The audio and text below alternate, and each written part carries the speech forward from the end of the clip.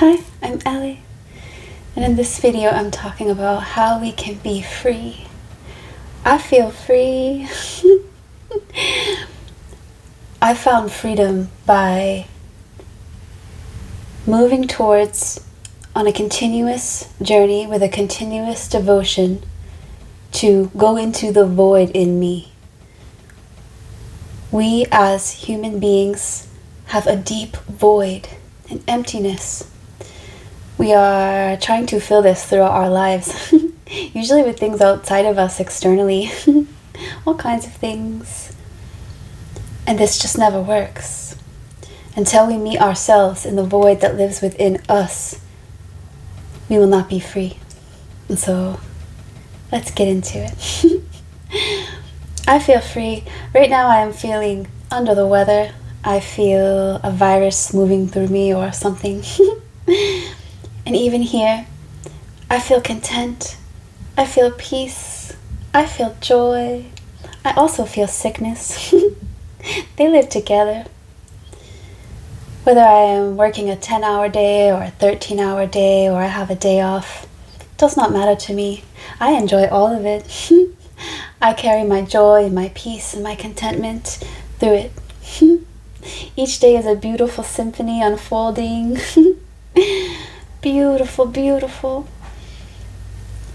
The void in us is so deep.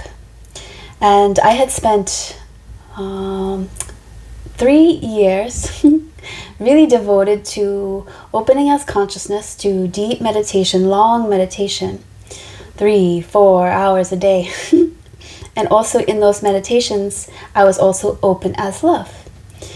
And I was doing all the things that my spiritual teachers were telling me. I was doing it, and yet this void was so deep, so deep.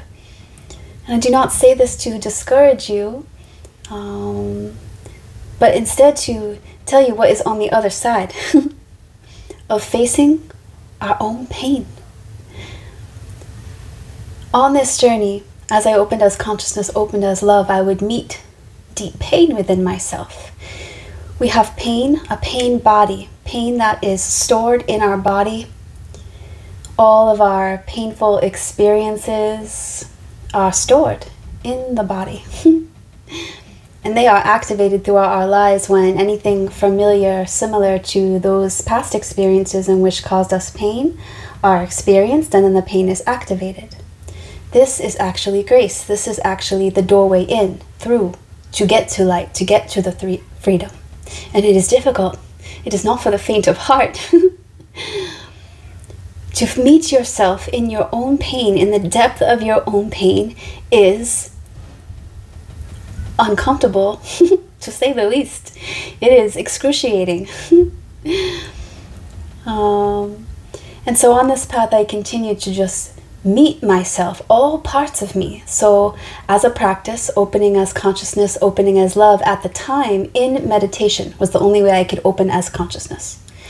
And so I spent a lot of time in meditation meeting any part that would come up in me. So I have an experience, okay, pain comes up, go into meditation, meet myself there, meet myself in the pain. Open as consciousness, open as love. Allowing myself to feel the depth of my pain, the excruciatingness of it, the unbearableness of it.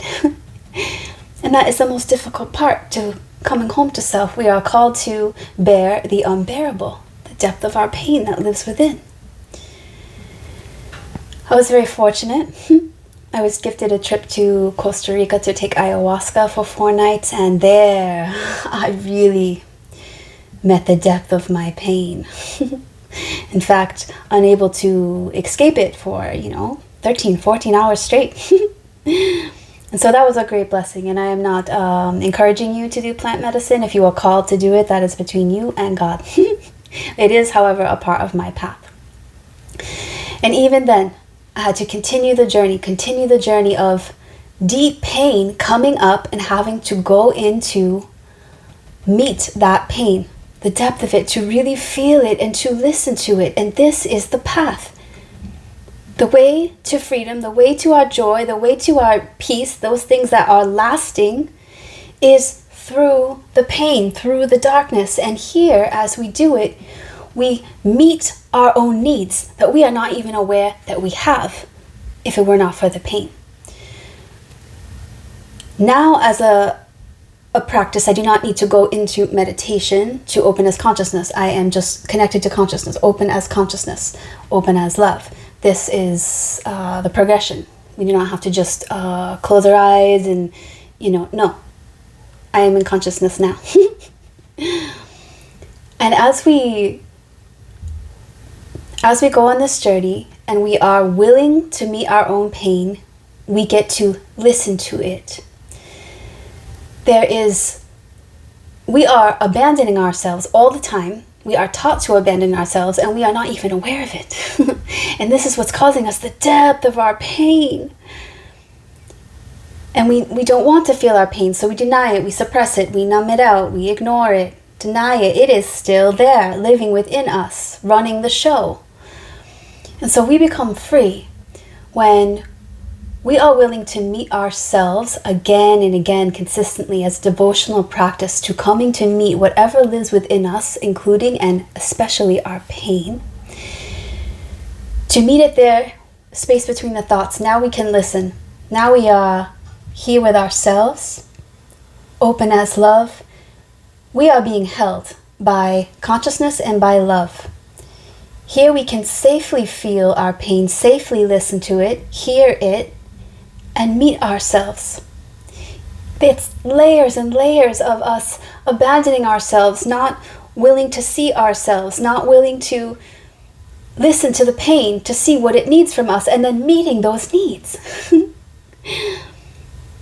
But it is worth the devotional process of continuing to open as consciousness, opening as love to meet all parts of yourself, because eventually you fill that void with your own presence, the presence of Source, God, which you are a spark of. Here you meet all parts of yourself in safe, peaceful stillness, clarity, wisdom, and love, acceptance. It is an integration of fragmented parts of ourselves. And as we gather these fragments and we integrate them in, we become more whole. And in this wholeness, we feel more peace. We feel more love, more joy. We become more free. Because this journey of coming home to self is our deepest connection to ourself, part of the one, God, universe, source. And here we are infinitely held. We have infinite access to love and peace and joy. And we can safely move through life experiencing whatever it is we are experiencing from a grounded place. We have easy access to peace and clarity and joy and love. And it is a long journey indeed. So I am so grateful to be free now. I feel successful. I do not need anything outside of me to reflect that. I am successful because I feel joy and peace and contentment. I am free. I am here with me. I love me, accept me, all parts of me. And I remain open. I remain open. Very teachable. The journey is never done. There's always something more to be learned. I'm going to read a white light oracle deck.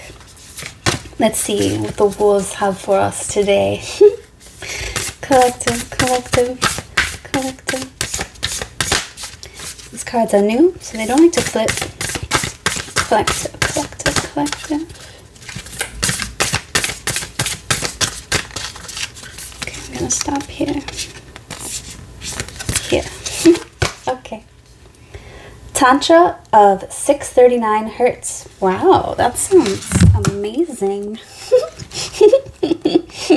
Amazing. Okay, 18. 113. Okay. Tantra of 639 hertz. Be open to that which seems unfamiliar or different. You will experience a breakthrough as you embrace an unusual approach. You are on a soul path of accelerated spiritual growth, which is swifter but not always easier. You do not have to contrive your own happiness, but you can dip into the bliss within your body to lighten your mental state and remind yourself everything is working out beautifully. Tantra is the conscious, creative intermingling of the sacred masculine and the sacred feminine energies that dwell within every human heart. When one chooses to honor the interplay of these sacred energies, we become able to engage with the mysteries of our life and respond creatively. Tantra is the refusal to turn away from your life experiences, even the painful ones, because you recognize that with wisdom, spiritual growth can emerge from all things. Tantra is the willingness of your heart to thoroughly embrace that which might be difficult or different to what we expect, and through such open-minded, open-hearted engagement, discover a capacity to love and become wise. Tantra is the sacred relationship of the spirit and the body, which creates the soul, with all its precious gifts of healing, creativity, love, and higher consciousness. The frequency of 639 Hz evokes unity. It moves beneath conflict and grounds us in simplicity, connection, and love. When Tantra of 639 Hz is in a reading, soul connections, whether twin flames, soul mates, spirit guides, or soul tribes, are especially significant to our spiritual growth. This frequency enhances the capacity for consciousness and healing interaction between those who have been at odds. It is a loving cosmic bliss balm, which breaks the toxic grip of ego and facilitates soulful connection and karmic healing. If you have been working through relationship issues, this oracle brings good news for healing and resolution. This frequency also clears and strengthens the energy flow through the inner systems of the body, promoting cellular renewal. The heart healing brought about this frequency heightens our spiritual awareness so we can navigate in both our relationships and our environments with more discernment and skill. When we cannot control our environments, we can work to become masterful of our own energy. This oracle brings reassurance. This frequency reestablishes our connection to the spiritual realms of love, light, and sacred healing beauty. It is a sublime frequency of ecstatic serenity. These beautiful energies can enter our field and create a movable spiritual feast which will nourish, support, protect, and shelter us no matter the environment we may be moving through. The Oracle of Tantra of 639 Hz asks you to allow connection. Do not zone out and turn away from what is happening, even when it is painful. Be gentle with yourself, but be persistent on your path. If you cannot proceed along a certain course, find another way, and do not abandon your dreams. Be receptive and yet also determined and dynamic.